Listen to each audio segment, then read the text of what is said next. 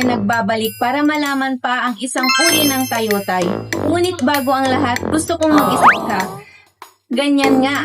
Alam mo ba kung paano may hahambing ang dalawang bagay gamit ang pag-uugnay? Tulad ng pangit ka at maganda ako.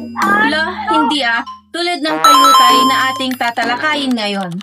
Ang paghahalin tulad ay isang tayutay kung saan tahasang inihahambing ang dalawang magkaibang bagay, tao, hayop o pangyayari na may pagkakatulad. Halimbawa, guro sa paaralan at pari sa simbahan. Kung gagamitin natin ito sa isang pangungusap, ay ganito. Ang guro ay naglilingkod sa loob ng paaralan, gaya ng ang pari ay naglilingkod sa loob ng simbahan. Ngayon, ikaw naman. Subukan mong tapusin ito.